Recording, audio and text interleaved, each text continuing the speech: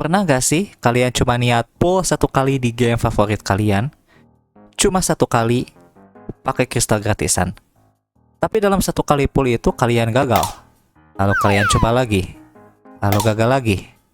Coba lagi. Gagal lagi. Begitu seterusnya hingga kalian mengeluarkan uang kalian.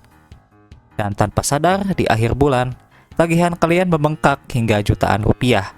Hanya untuk karakter virtual. Jika kalian pernah mengalami hal tersebut, kalian tidak sendiri. Karena kalian baru saja masuk ke dalam sistem yang sangat brilian namun sangat berbahaya yang disebut dengan gacha. Halo semuanya, saya Givari Nova Rasyad. Selamat datang kembali di channel ini.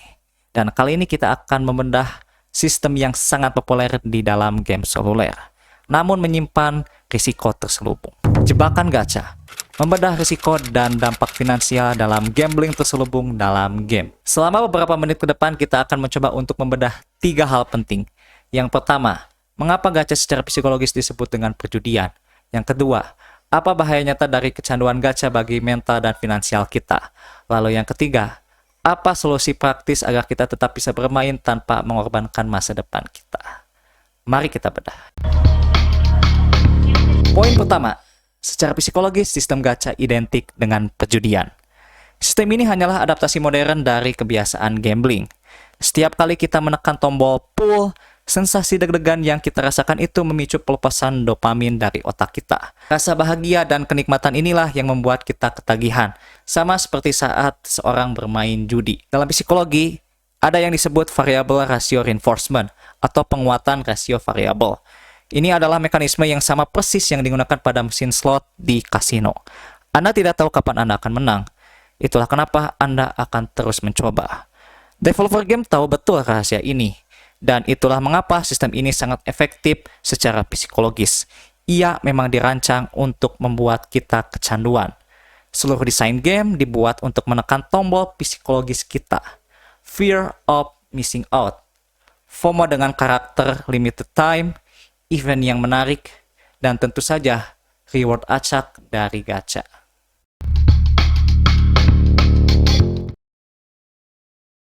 Oke, kita sudah tahu bahwa gacha itu adiktif.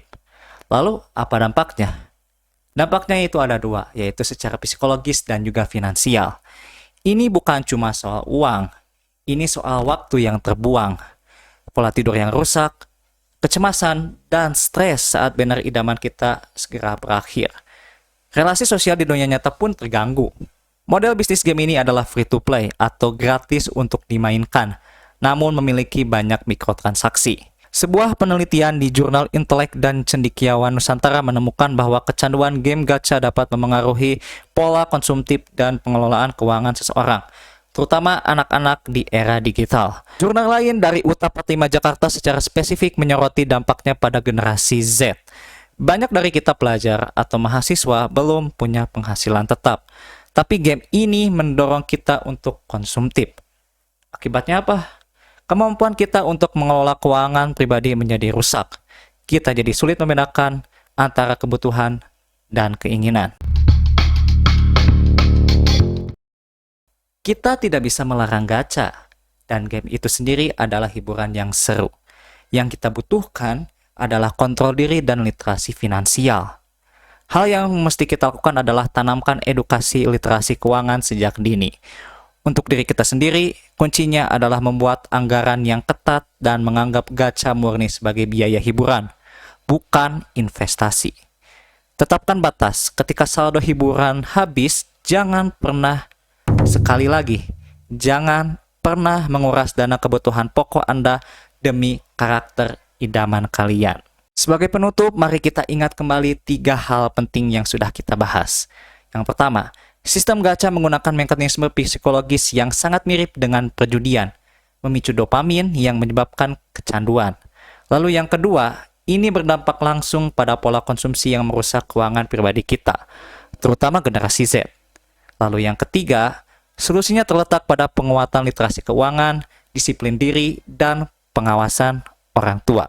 Terima kasih atas perhatian dan waktu kalian. Jika kalian merasa bahwa video ini bermanfaat untuk kalian, jangan lupa untuk like video ini. Dan jangan lupa untuk share ke teman kalian, saudara, sahabat, dan juga keluarga kalian.